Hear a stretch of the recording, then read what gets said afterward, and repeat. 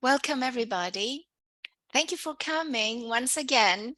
This is week 5, our final week, and the first session out of 3 this week. This is our Immersive Learning Experiences in the Metaverse session for EVO, Electronic Village Online 2023. And today we're going to prepare for the final show and tell, which is going to be on Sunday at 8 p.m. GMT, Sunday night. What's on the agenda for today? First of all, Jennifer Hamilton is going to tell us a few things you need to know in order to optimize your assets and improve the learning experience of your students and your own learning experience in the metaverse. And there are certain specifications you need to know that will help you.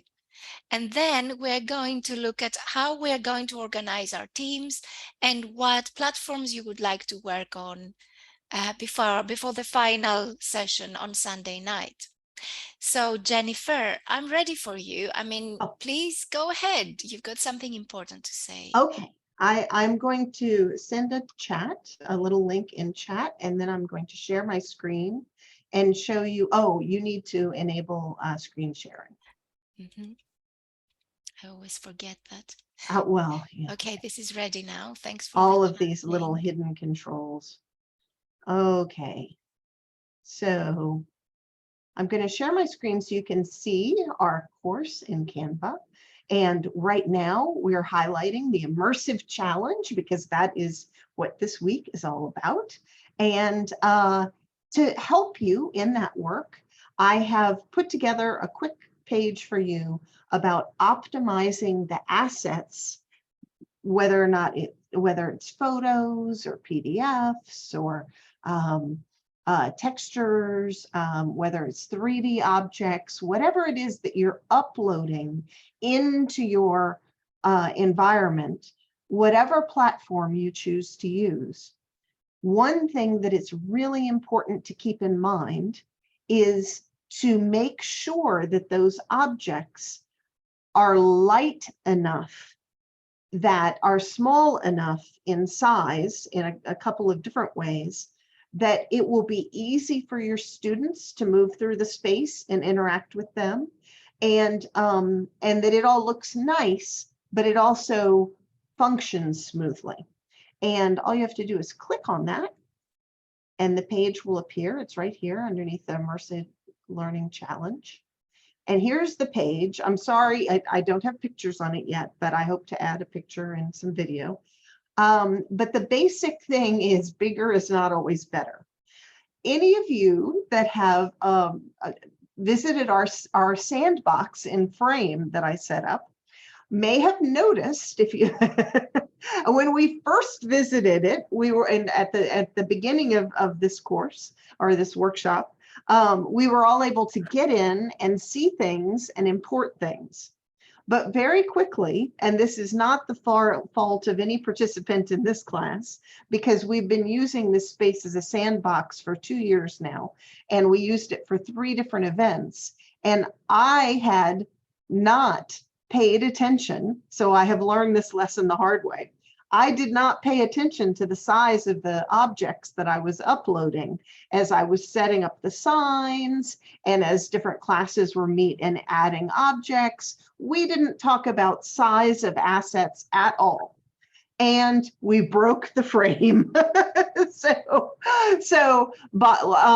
of course, the best learning is by doing. And so we did all kinds of wonderful things, but we forgot this very important lesson. And in the process, now when you go to that same sandbox, most people just see the empty space. They don't see any of the contents anymore because we have so many images, so many objects, and so many of them are too big and I think a number of the 3D objects that I added have too many polygons in them. And so I need to go in and take those out. But it's just so full of stuff that the frame rate has come down. And the frame rate is how quickly how many how quickly you can move through the space, how quickly the space can load, and even with the best internet connection in the world and the most powerful computer processor and the most amount of RAM and the biggest graphics card, if you load enough in one of these places and it's too complicated, you will stop being able to see it. And as an instructor, I'm going to stop my share for a second, just so that I can more clearly focus on this very key point. As an instructor, you want to make sure that the space is friendly both for you and for all of your students. And they will not all have the same level of computer. They won't all of your students may have different levels of internet access. They may be working on different devices. And so you always want to design for accessibility. And in one of the aspects of designing for accessibility so that all of your students can access these wonderful environments that you're creating for them, one of the things that you need to pay attention to is trying to upload the very smallest file that you can for each object, whether it's 2D or 3D, that will still look good. You want the minimum size that will look good, but be as small as possible. And sometimes you import it as a smaller thing and then you stretch it a little bit, just enough that it's not blurry, so that you can, everybody can move through the space and your frame rate can remain high. This is something that people who design video games think about all the time. And those of us who just stumble into these wonderful 3D worlds, we don't think about that because our education wasn't in graphic design for 3D environments. We're picking it up as we go. But luckily, we do have friends to help us out. And I've given you a summary of some helpful terms and the basic things you need to know. But I also recommend you looking at, see this optimizing performance in frame. This particular post is extremely helpful. And it applies not only to frame, but to other platforms as well. And so notice it talks about distributing assets, 3D models. It talks about the performance rating. Now, some of this is specific to frame, but the fundamental concepts apply across platforms. And then it built a Babylon inspector inside, and it tells you how to use that so that you can look at the how many active faces you have, how many materials, etc. Anyway, lots of great information there. I also gave you a link to a spatial.io article on similarly that focuses on optimizing 3D models. And it provides, now we've talked about that in this workshop before. We've had a whole session on Blender and that you can see that has been recorded. And there are some notes on Blender and using Blender to reduce polygons. This gives you a very brief little summary. And it also suggests this, this tool. It's an open source program called GLT FPAC. And if you wanted to do that, and we're comfortable with that, it's apparently a command line, a program that with this command line can automatically optimize your models for you. But Blender is the one that we taught you. And then this is a super simple little list of the steps in Blender, but you can get more details from the workshop that we provided. And it talks about reducing object count, reducing vertex count, and this will just sort of be a refresher for you of some of the things that we've already showed you how to do. And then it talks about reducing texture size and provides a little, how a little bit behind the scenes, how spatial helps you with that. All of the platforms are trying to help you with this in their own way. And whichever platform you choose probably has a page like this with some specific platform suggestions. Okay, that's it from me. Oop, I hit new share instead of stop share. Here we go. So back to you, Helene. Is there any specific advice in terms of the types of image files, the size that you advise people to upload? Oh, Anything specific? So that it's they all on the highlight page, it? and I put the link in chat. We recommend for any texture that you try to reduce it to, if it's going to be applied to a 3D object, start with 510, and if you can, of pixels per inch. And if you need to, if that's a little too blurry, then you can go up to 112, but you really shouldn't need more than that. Most of these platforms will automatically reduce whatever you submit to 112, if not 510. But it's more likely to end up blurry if they reduce it than if you reduce it. Because if you do it in Blender or another program, you have control over how it looks. And then if the platform isn't having to reduce it for you, it just works better. And then for art and pictures and other 2D objects, 72 DPI is all that most screens display. And so usually 72 DPI is good enough. 96 DPI is also sometimes used, just to be sure, if it was a bigger screen or higher fidelity. And the highest that you should need would be 120 on the biggest, most advanced 4K monitor with the fastest internet speed in the world. And a huge graphics card. I mean, even if you had all the bells and whistles, the most that you would possibly need would be 120. But honestly, I think the most important paragraph is the last. So maybe I should have put it first. Okay. Why is upload size so important? And I just wanted to say that absolute realism is not the goal in these 3D environments. It's okay if they look like cartoons.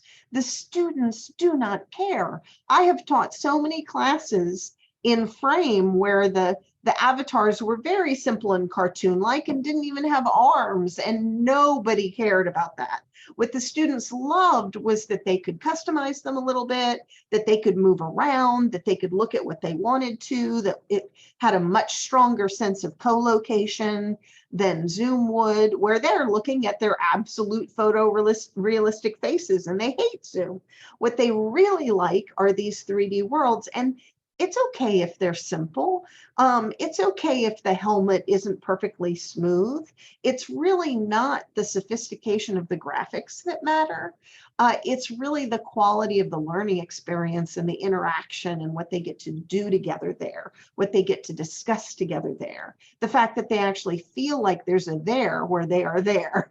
So don't feel like you have to build the most beautiful thing ever.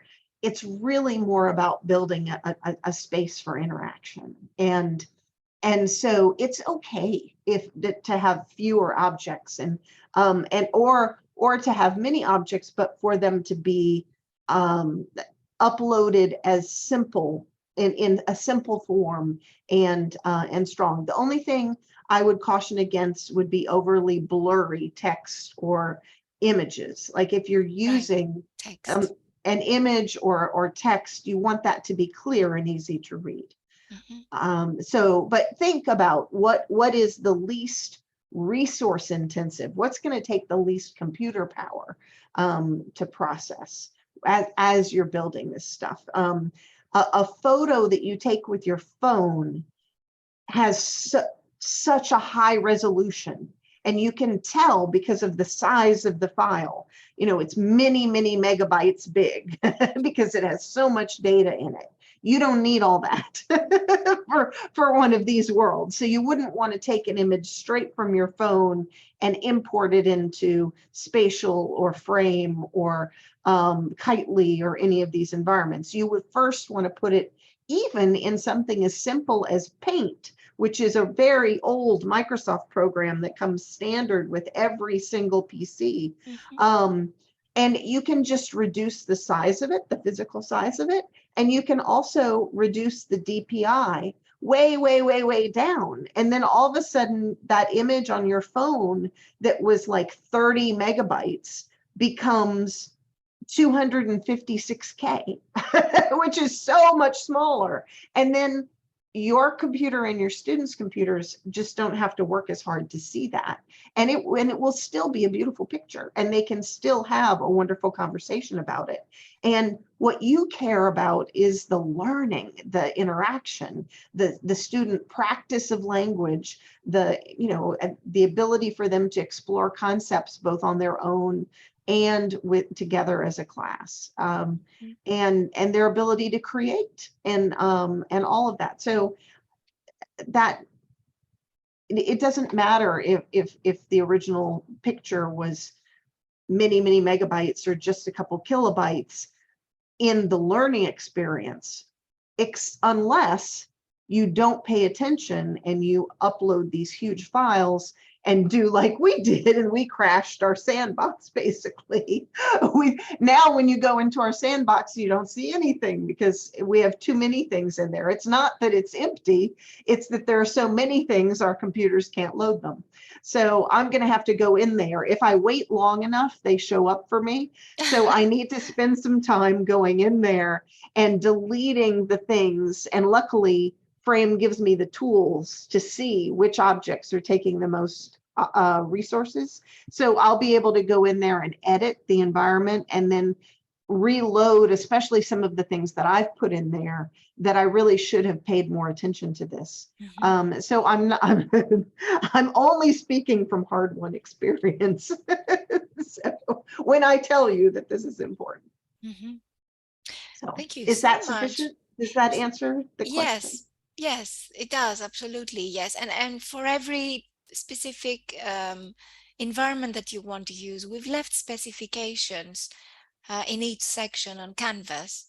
So you can always, refer to these pages, which are your point of entry. Thank you, very useful. And is there someone, I don't know, I've received messages from a lot of you, and so has Doris and Jennifer and Georgia. Have you more or less decided which platform you would like, which environment you would like to work on?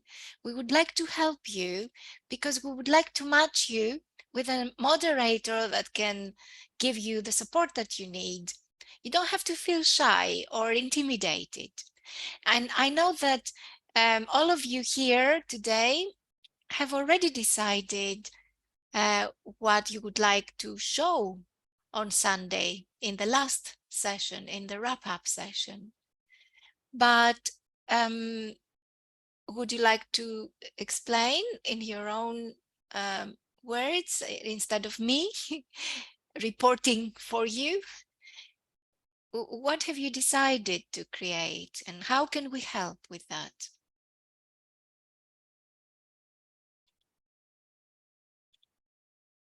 Okay. Yes, Excuse Georgie. me. Yes. Can I share my screen to show Absolutely. what I created? Yes, please. You have Okay, hold on created 1 it second, already. please. Really? Wow. That's why you've been silent. Ah, this is so beautiful. Okay. Look at that. That's So amazing. this Wow. is the Mozilla Hub. Hubs.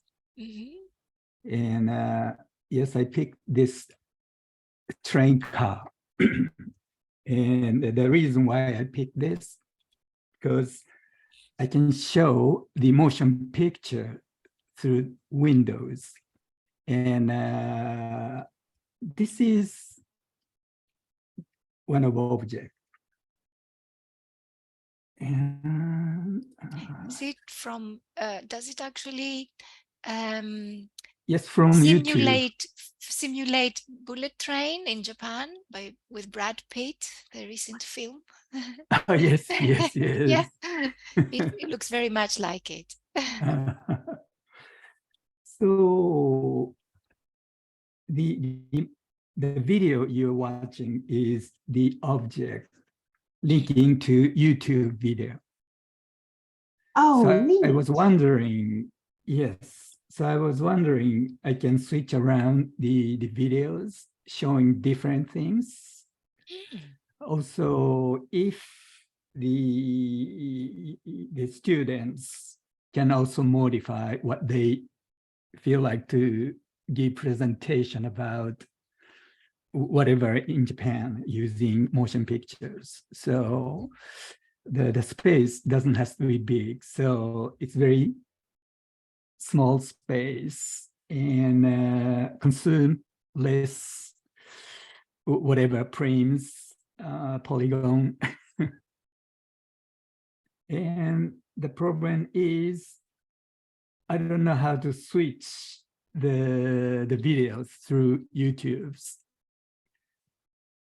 And I was wondering if there is some script to be able to sit on these sheets with avatars. So those are what I've been working on so far. Okay. So yes, and does anybody know about how to change the videos as the object from YouTube to modify whatever?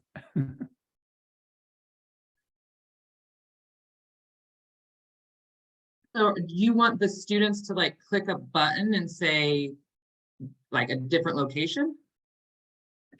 That way they can switch to YouTube. So it would be like, you know, trip to wherever, and that's YouTube 1, and trip to wherever, that's YouTube 2, like that. Yes, this is through my experience teaching one particular student who really loves the train traveling. And that student told me and showed me different links about just taking video of scenery from trains. No narration, no information, just showing the video through the window on the train line. And that's very interesting if you watch that kind of video with Google Map 3D. So this could be very good example for geographic lessons. So, but anyhow, you know, I want to be able to switch around the video to link as the object in this room. Okay. And yes, that's it.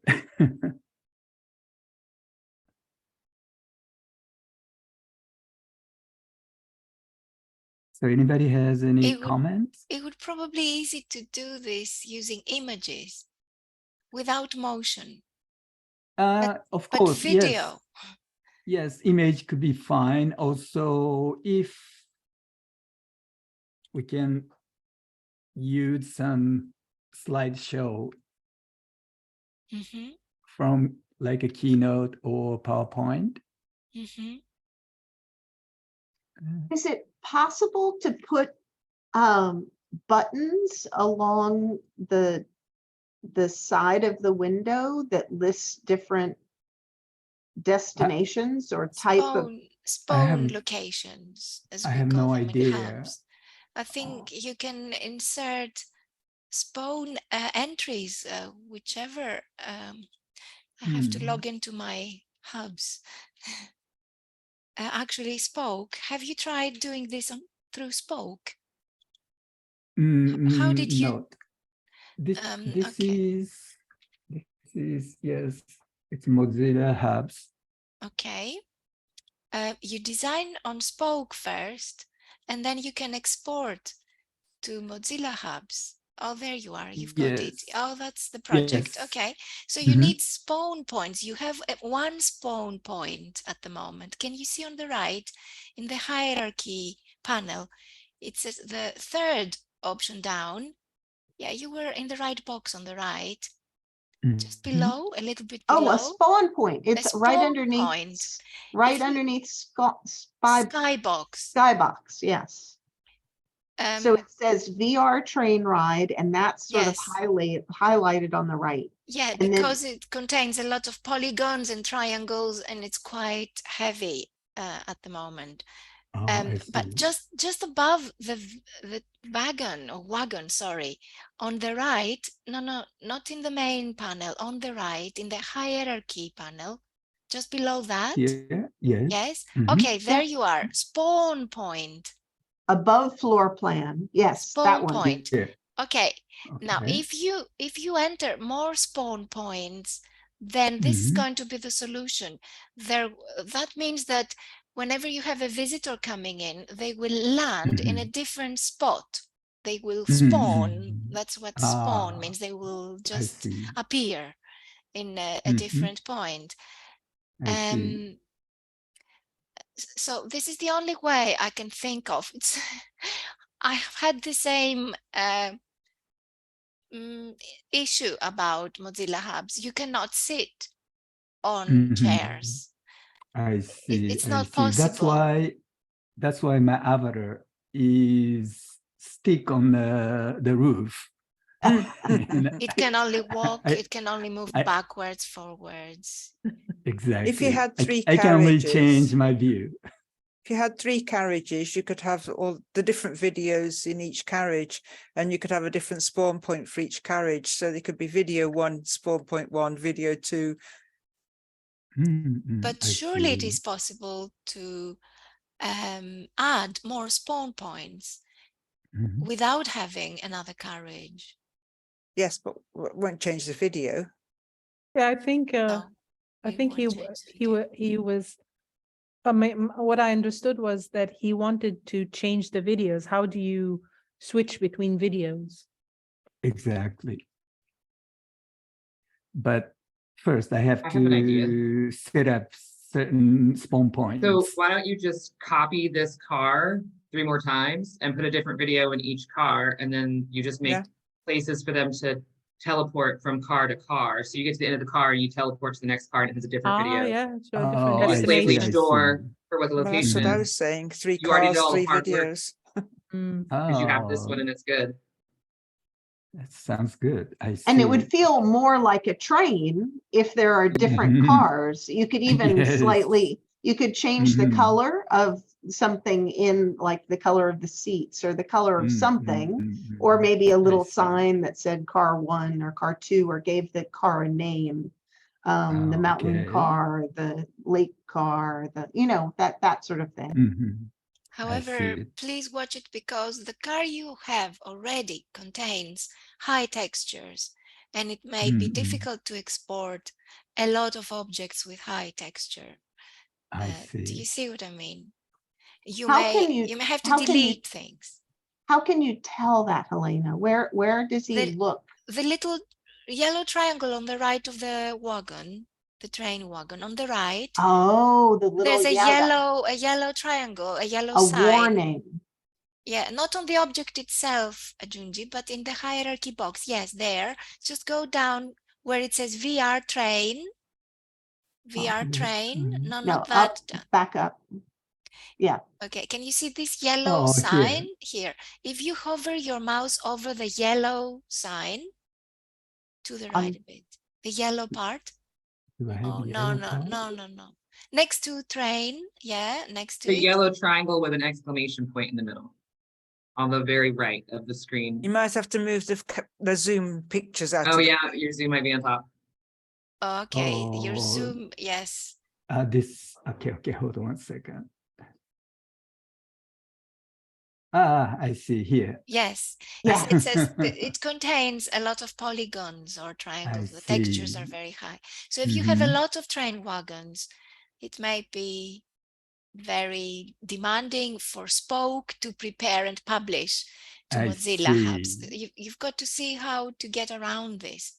It may not happen. It may not happen. You may lose some textures though. I see. This is exactly what I was talking about, how the complexity of the textures and the Yes, objects yes. can make it very difficult for your and your students' computers to process the images, and you don't want that to happen. So at this stage, there are ways to simplify, you know, that it doesn't necessarily have to be that texture, and you know, it could be a simpler train, you know, they're, and then that would make but the idea that you have is brilliant. This is Fantastic. wonderful. Yes. And it will work well. Thank you. And it's not a red triangle, it's a yellow one, which is not that heavy. I see.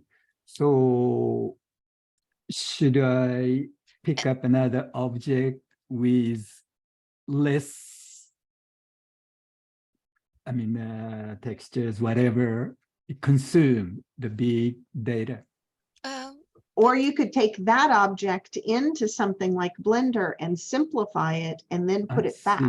Oh, I see. Remember how in the Blender class, we were talking about changing the level of polygons and to make it simpler. And then you look at it and you say, is that too simple or is that simple? You know, that, and then it said both the number of polygons and the texture. So you can look at the texture and maybe you make the texture a little bit smaller, but it still works. You know, it's still maybe right now the lighting is very complicated or something like that. You know, there can be a lot of things that you could simplify.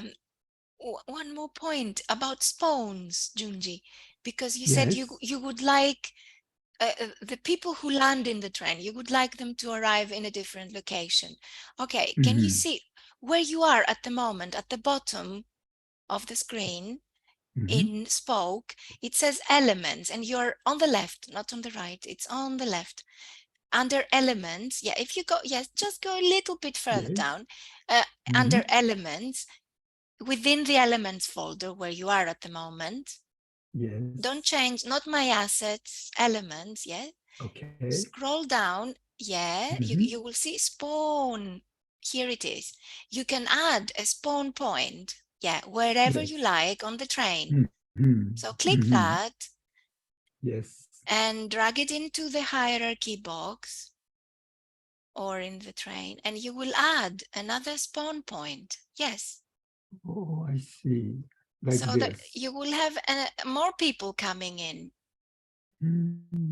They will not be sitting on it. I don't know.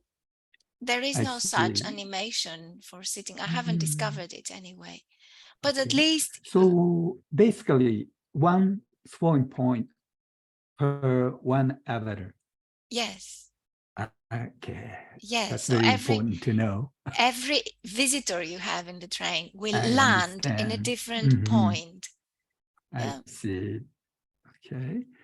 And once an avatar land to the one spawn point, then the avatar can move around in the car. Exactly. I see. Yes. Okay. Does that Thank help you so a bit? much. Oh, well, yes. I'm not sure. Is there something else you wanted to add here? But what Jennifer has suggested, simplifying the train to save a little bit, is a good solution. Yeah. Or where did you find this train in the first place? I found this from So from some Mozilla Hubs, Sketchfab? I think so, yes. Okay. You Mhm. might search Sketchfab for low poly train. I see. Low poly, I'm gonna put it in the, yes, Helena just put it in the chat. If you I search see, I for see. that, there Mhm. may be train cars that have much Mhm. fewer polygons, are very simple, Mhm. but would I still work. see. And you could use the same videos, but with a slightly Mhm. different car, and that yellow triangle would disappear. It would be, Mhm. I um, see. yeah, because it Okay. would have been designed simply. The challenge with banks of 3D objects like Sketchfab, Mhm. which we Mhm. love because then we don't have to build it from scratch. We just find it and bring it Mhm. in. The problem Mhm. is that those objects are mostly Mhm. being created for use in Mhm. 3D games and projects that Mhm. don't, or movies or animations, Mhm. places where it doesn't matter how complicated they are. I see. When you go to an animated movie, those characters are extremely complicated, but they're Mhm. created by movie makers that have very powerful computers that are capable of handling all of that. I see. But you are wanting your students to, over the internet, Mhm. meet with each other in a web browser in a space, and so you have entirely different concerns than someone who's making a movie with these objects. So I you're see. looking for low poly objects. Mhm. Okay, let me try to find, how I can make it, less poly. It's a wonderful Okay, idea. thank You could you. do so much in here. This is a brilliant project. I love this. Fantastic. Oh, me too. Thank you. Thank you so Well done, much. Junji. You're so inventive, very creative. Wow, thanks a lot. Okay, We so thank let you. me stop sharing. This is Rosemary. I was wondering if I could ask a question related to what you said about spawn points. Mhm. If you have multiple spawn points, how do you know where each visitor is going to end up? You can adjust it through the little arrows to the left, to the right. You can drag the arrows and change the location. Yes, but when the visitor enters your world, enters your object, I don't can you think you determine can where they end up? determine it. I don't think Right, you can okay. predetermine it. It depends on who comes first. Ah. You number the spawn points. You can number them. Okay. Yeah. Yeah. Okay. First come, first served. And also, first come, first served. That's right. Take the best seat by the window. Standing place. And also, I think, was it Eleanor who asked if spawn points are teleporters in hubs? Well, they're just the landing point of your avatar on entering Mozilla hubs. They're not exactly teleporters, no. And Sorry, Jennifer, you can, yes, please. well, and I was wondering, I was trying to do a quick search as your librarian. I'm trying to find a reference point. I was doing a quick search on spawn points Mozilla hubs, and I see a lot of videos and explainers that talk about the difference between spawn points and waypoints. And so it may be that the spawn points, what we would have, I don't know anything about this particular, I don't really know. I haven't used hubs, so this is not my area of expertise, but it looks like there might be a difference between making a place for people to arrive and then making a way for people to go to the next train car. And maybe spawn points would help you arrive and waypoints would help you move to the next place. But that's just a guess. But it looks like there are at least two different types of points that you can add. Here's a video, a very brief one by Mozilla Hubs themselves, explaining the difference between spawn points and waypoints. So this may be useful Junji.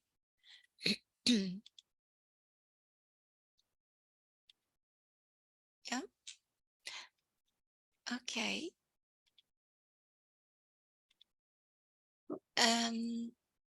You're welcome. Is there somebody else who would like to talk about what they are thinking of preparing and how we could help? That's what we're here for today. Please don't hesitate.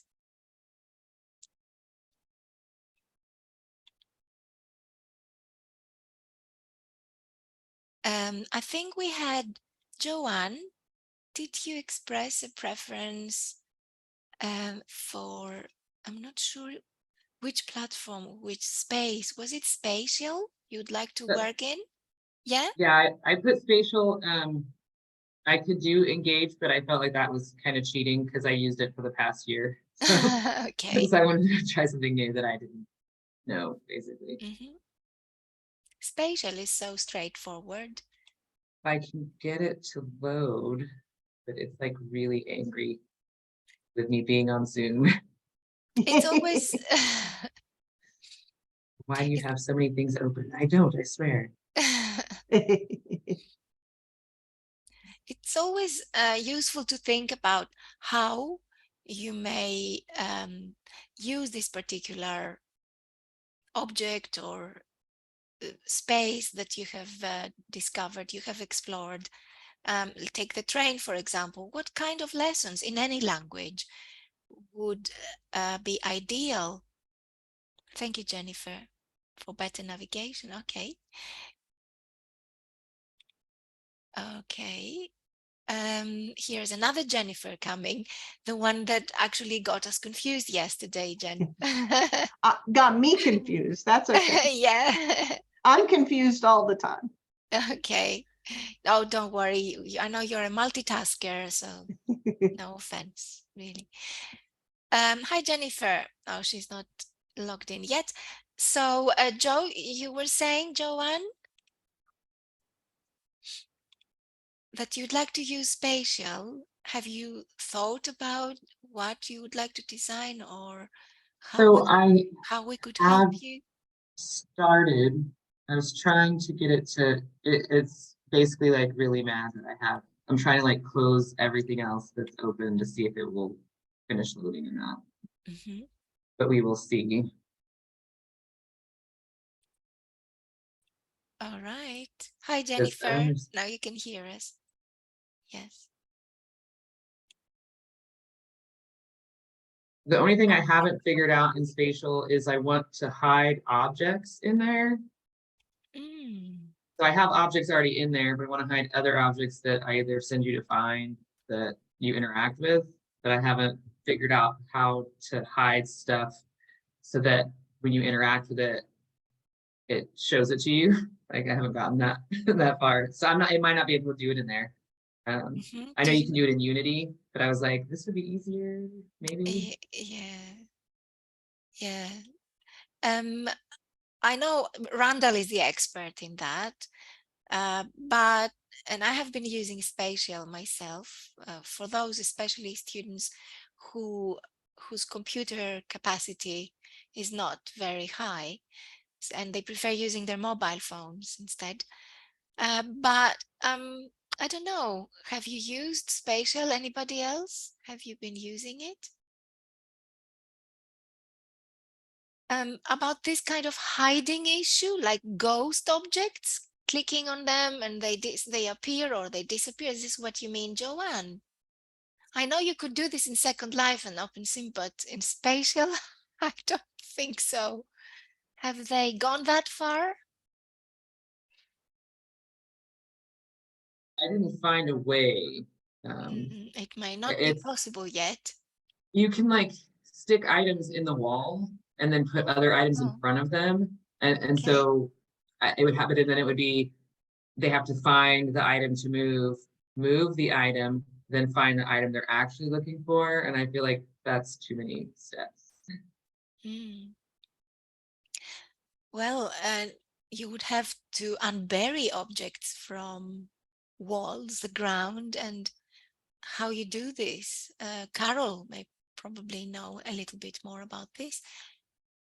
Maybe if you just, yes, Carol?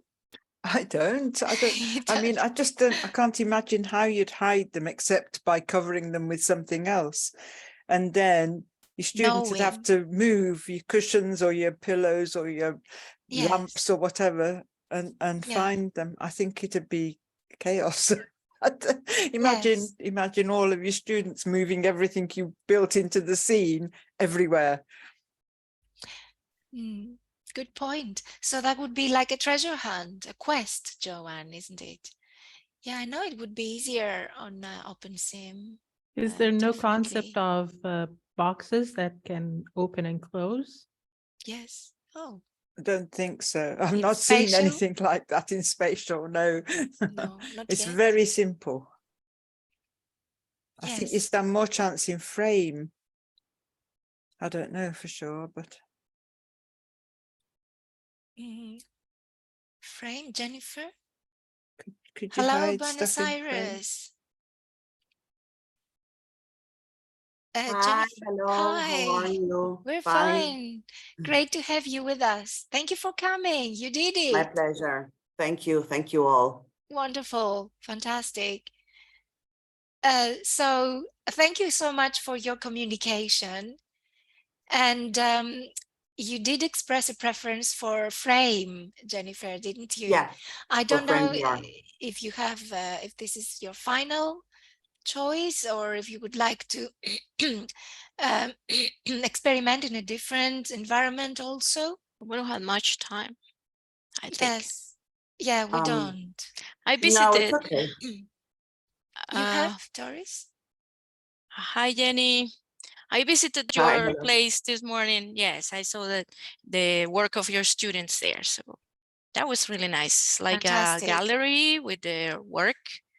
They were, Exactly. and they got the work of art and how they did it, right? And why. And this is Nice to from a see you. special class, right?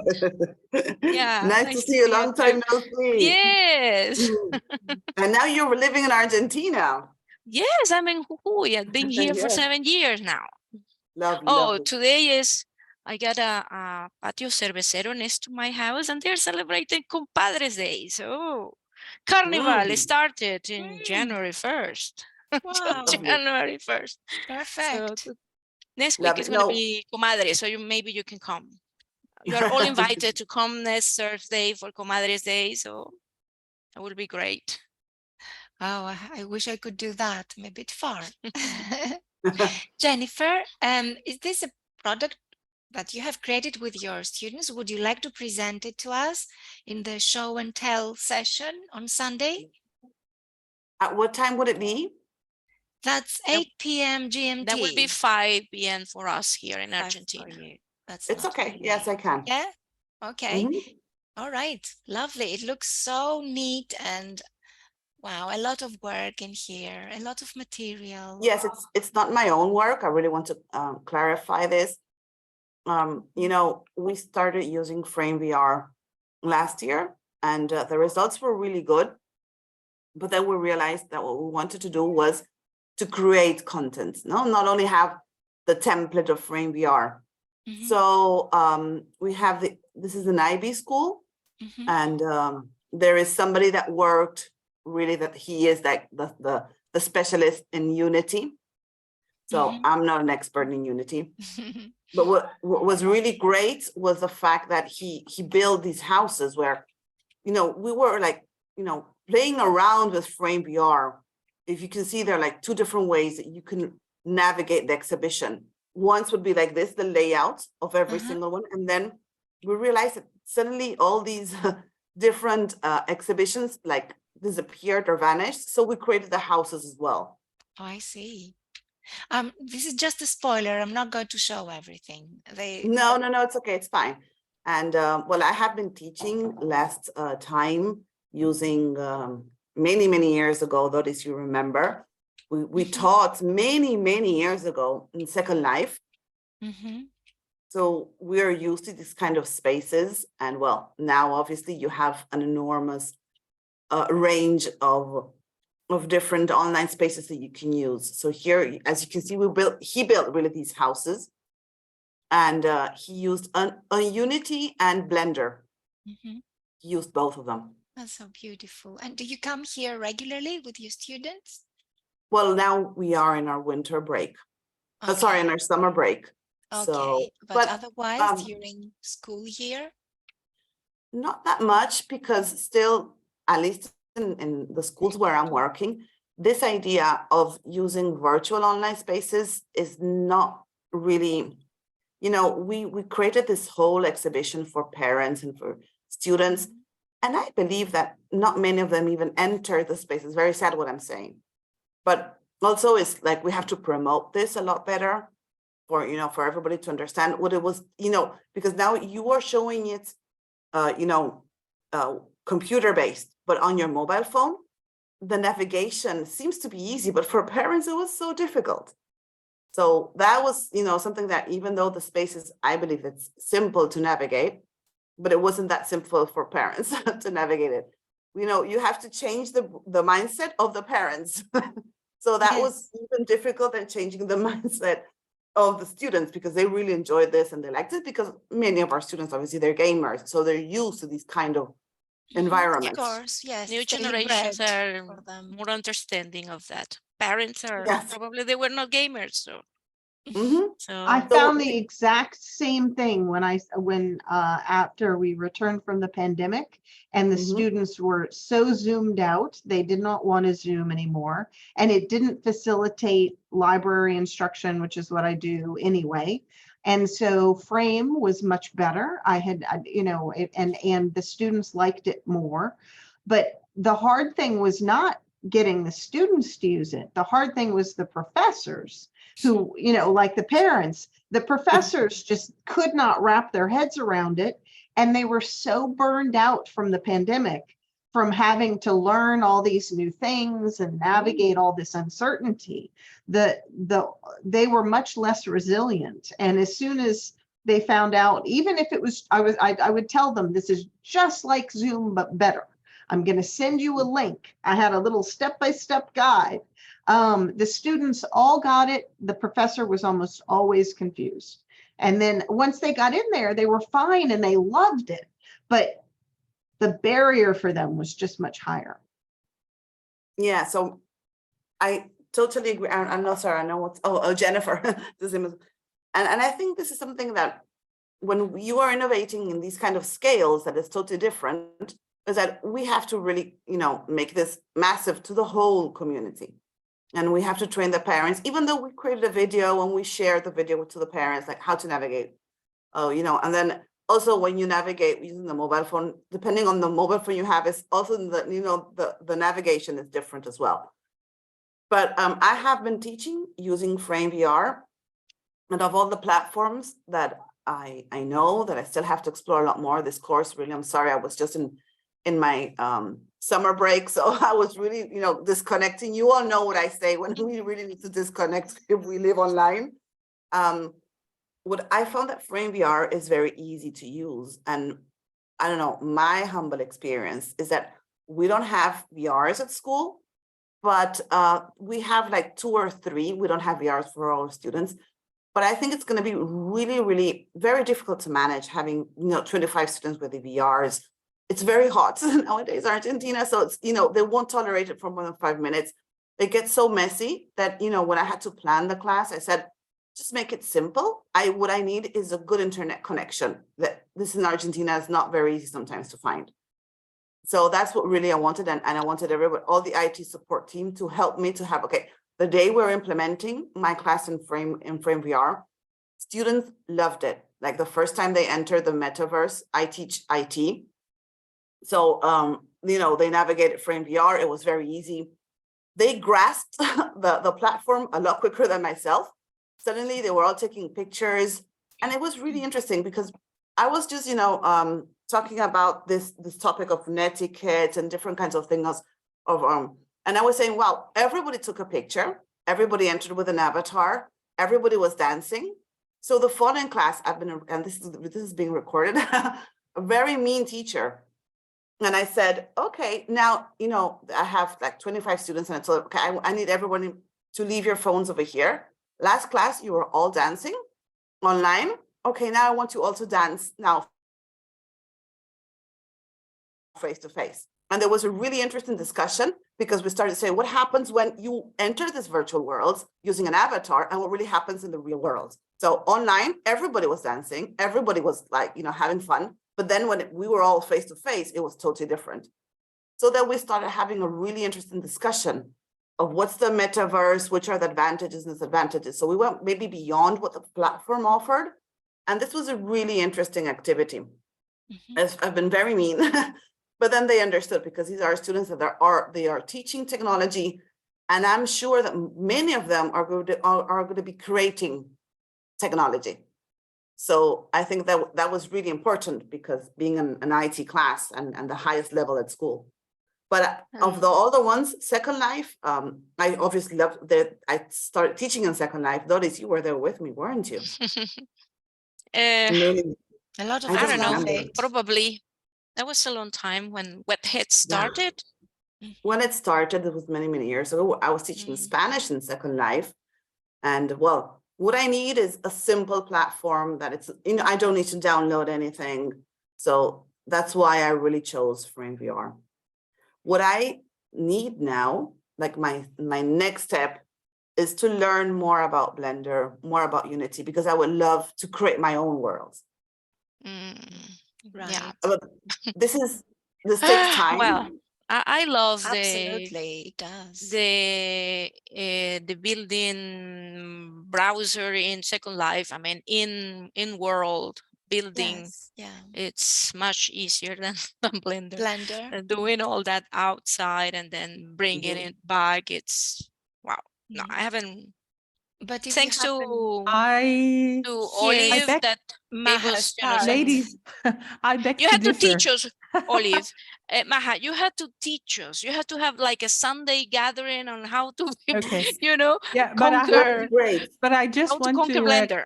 but I just want to clarify one thing about the difference between building in Blender and in World Prim building. You say that it's easier. For me, it's the most difficult thing to build in World. Yeah? I prefer building in Blender. Blender is technical. You don't have to be. You don't have. Well, for me, I've been in Second Life more than 13 years.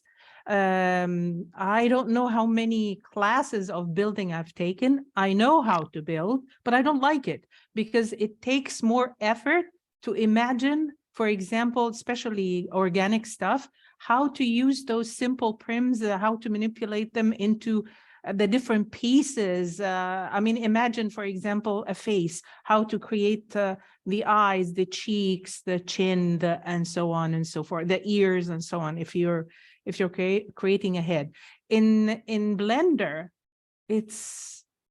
there are points and I mean, it's like drawing. You do what you want.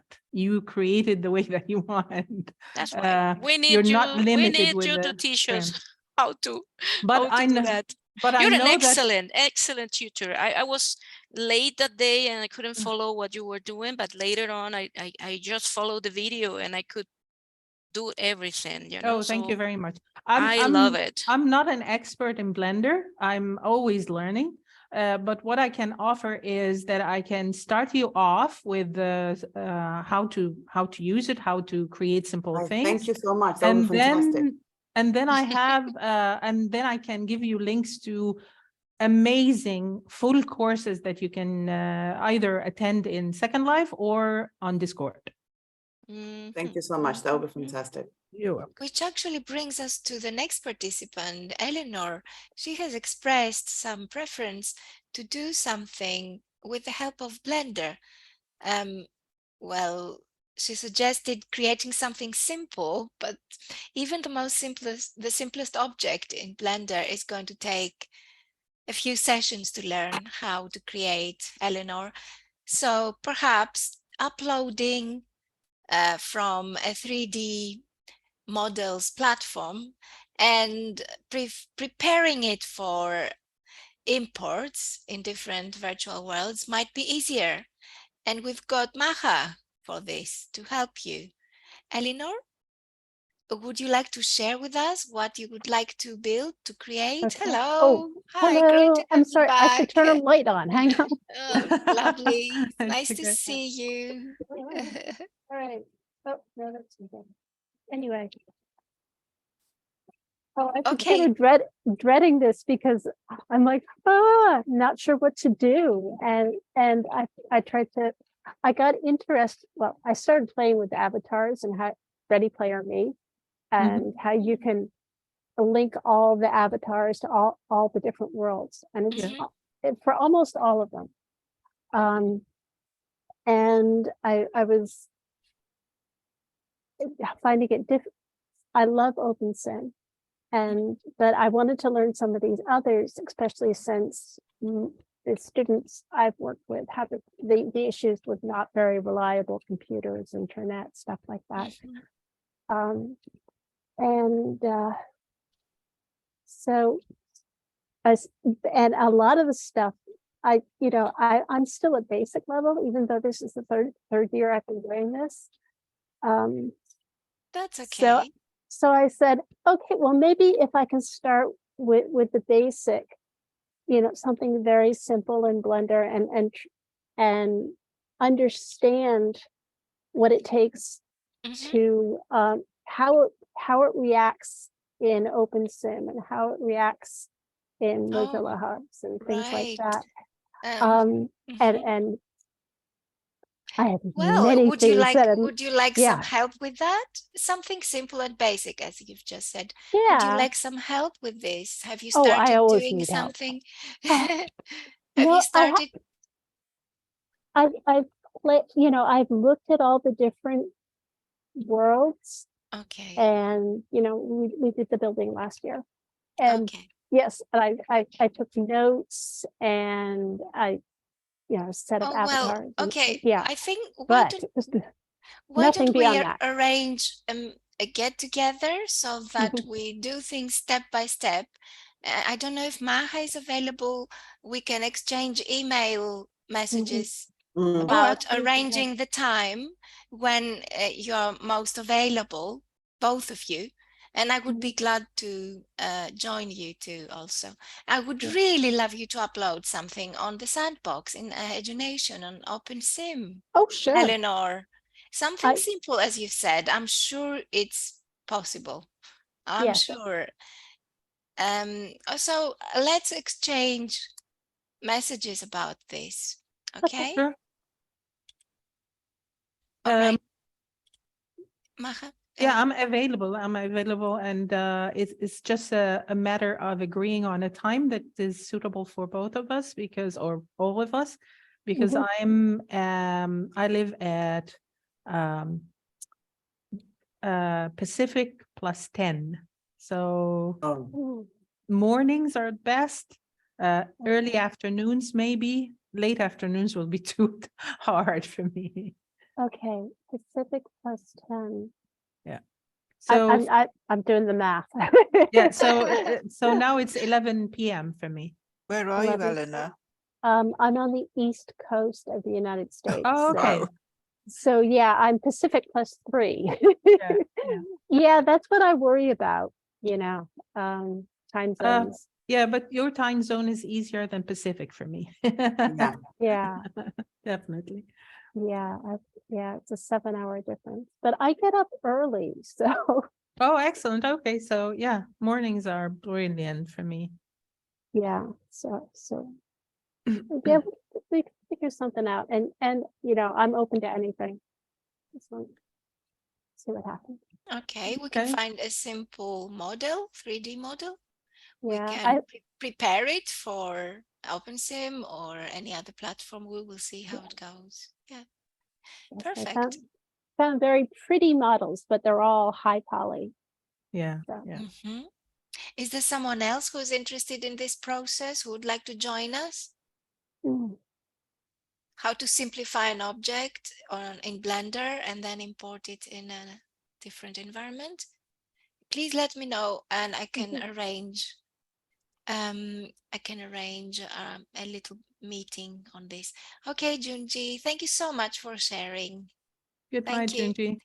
Bye. And Rosemary, I'm so sorry. I didn't mean to leave you for the end, but I see you've got some fantastic suggestions. But it's just as well you did, because I'm suffering from a cold, as I'm not very. Oh, get Um, well soon. well, Oh, I do have an idea, but it's kind of cobbled together from the different things I've seen during the course.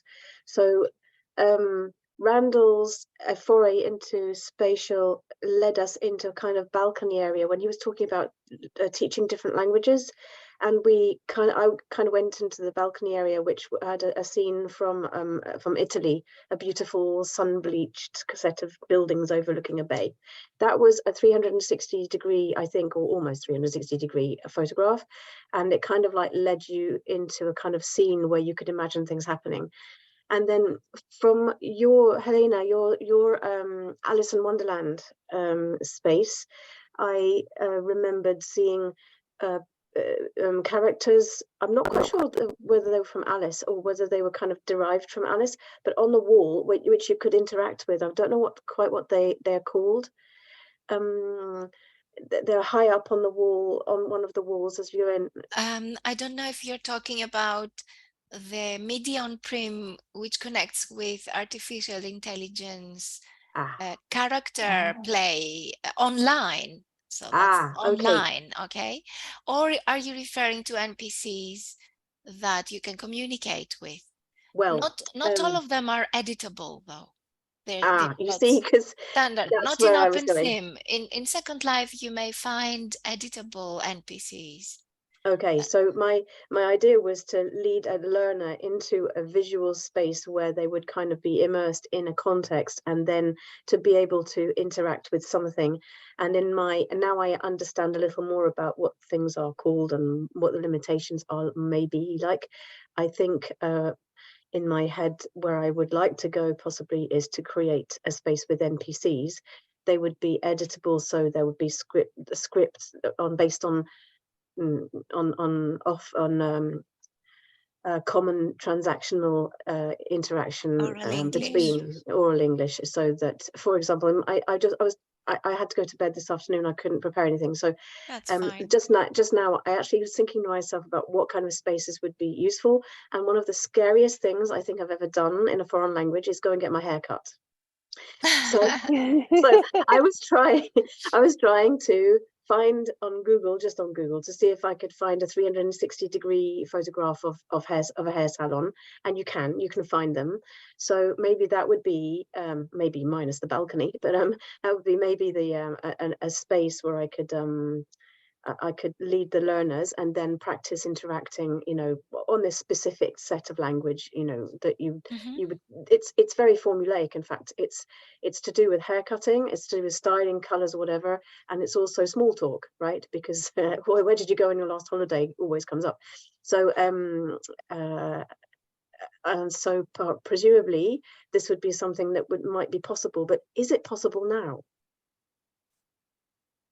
That's my question, because what I'm so novice at this. I had no idea what Prim was until last week, and etc. So you need the script, and you can't find such scripts in Frame, Spatial. It may be difficult to find. I mean, for the best of my knowledge, in OpenSim also.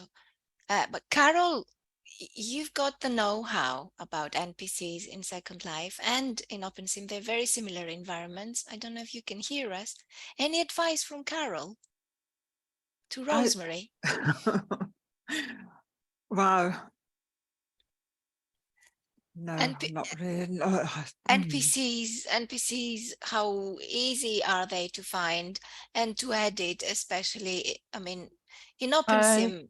In OpenSim, there is a system for NPCs that uses note cards, and it seems to be easy enough. But honestly, I've never tried it. I have I have a link to the tutorials, and during the OpenSim community conference, they actually demoed a full theater kind of performance with them. Have you got the link to paste in the chat, perhaps? Not right away. I'll search for it right now. Okay, Is it possible to have to get access to the OpenSim community conference material? Or was it videoed? Was it? Yes, yes. Yeah, If you look for OSCC, I'll put the link, right? Please put the That's link. very kind, Yes, thank that'll be easier. And if you need help, I'd love to join you, Rosemary. Ooh, It's my environment. It's my environment. Yeah. I love that's true. OpenSim. Yeah, that's true. And actually, Yeah. I wouldn't actually know where to begin, except possibly with the language itself to go on the note cards that I can handle. But as for building, I really. I would have thought you could line a box with a 360 video. Does that sound right, Helena? Yeah, sure. On the Absolutely. inside of a yes. The inside of a box, a cube. Yes. If you make it all media. Yes. I haven't tried it. So I've never tried a 360 inside, but I've been in holodecks before that have had 360 single images rather than videos, if you see what I mean. Yeah, I'm not sure how. I'm not sure if it would have to be video. It depends how the NPCs are represented. Do they move? Do they interact? Can you get them to move? Not normally. Yes. Normally No, they no, just the NPCs respond in chat.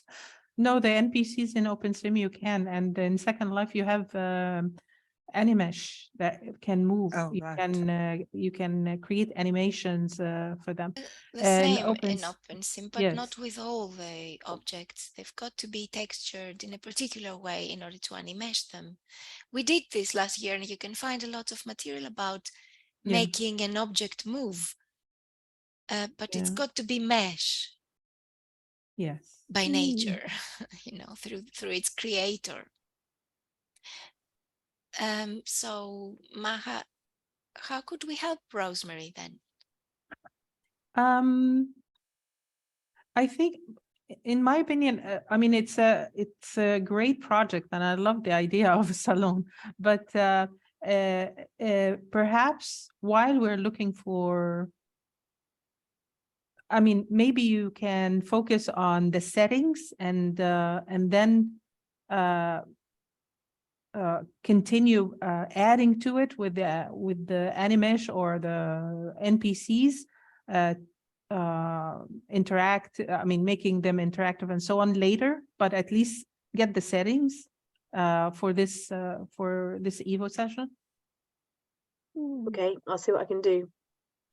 And because the settings will, I mean, the settings are much easier to create, the salon, the furniture, to find it, at least. I mean, we don't need to create it from scratch. You can even find the chairs, the mirrors, or I mean, there's a whole set, there's a salon set that Pio's shared on the, it's not a sandbox, but it's definitely on Edgination. I've seen it today. In Second Life? No, or OpenSim? OpenSim, Kitely. There's a whole salon set there. Who shared it? Pio and Doris. Oh, okay. And I mean, I do have objects in Second Life that are non-player characters you can converse with. You can also change the note card inside. I mean, they do contain a script, which is standard. Almost anywhere street. Okay. Also, This is right. Thanks, Eleanor. Also, if you have a character, I mean, that cannot move, I mean, not animated, but you can script anything. You can use, and there are a lot of scripts that allow you to interact or get them to tell you something or say something in chat and so on. Can you do that orally? Yes, but you have to record that and upload it. So it's a recording. Okay. Yes. All right. Randall was talking last time about his idea of about how perhaps in the next 5 to 8 years there might be AI integrated into the metaverse, and at that point then perhaps we'd have something akin to, I don't know, ChatGPT or something in a non-player character. Is that right? But it's not here now. It was possible until recently through Pandora Chat, and I think those who had purchased it could have this functionality in World, in OpenSim and Second Life, but it doesn't always work because this particular site, Pandora Box, I don't think if they're working, if they're still functioning. Have you heard about it, Carol? I don't think it's working these days. Not anymore. Yes. No, I don't think so. I think it's about 5 years ago was the last time I visited and got any results from there. I just wonder why they had to discontinue this. I don't know, because it was brilliant. It was fantastic. It was editable. It's exactly what you're talking about, Rosemary. You could have immersive interactive objects in World. And you could just change the data, and it involved students in very intelligent dialogues, very inventive. Sounds as if they might have been taken over by Meta. Who knows? But I can show you objects I have in Second Life which are doing exactly that, only they are stable. I mean, okay, I've got a parrot for my shoulder, for example, which moves a little bit and you can converse with. And it's interesting. You may like it. So do get in touch if you want me to show you this. Thank you. Anybody else who would like to create something and needs help?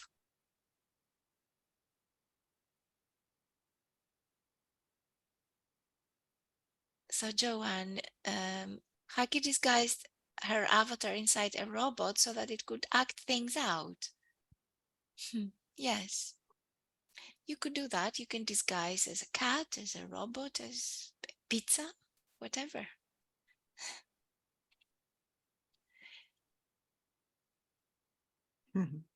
You're welcome. Thank you too for coming, Jennifer. Okay, we're going to send you an email and we're going to arrange for this get together with Maha. I think Jennifer is gone. So Jennifer, let me write it down. And Alicia, would you like to suggest anything? Would you like our help? No, not really. This year I'm not very active in this, so I'm sorry. I'm busy with other things, so I'm just watching and observing. Sorry about that. Okay, thank you. It's nice to see you here amongst us. It's fantastic anyway. We always learn something. Yeah, and that's true. I think I'm going to close this session. And before that, I will stop the recording. And before stopping the recording, may I just remind everybody of Sunday's 2 sessions. One is at 2:00 p.m. GMT. No, it's 3:00 p.m. GMT with Amani Al-Kayat on Engage. And the usual time for the last wrap-up session in which you are going to show your creations at the same time, 8 p.m. GMT. This is it from me. I don't know if I've forgotten anything. And Jennifer, you might want to add. Carol, Maha, please feel free to add. Sounds good. I think you covered it. Okay. The EVO 2022 final wrap-up session is also coming on Sunday the 12th. So you might want to register. You might want to make that 23. Okay, let me stop the recording.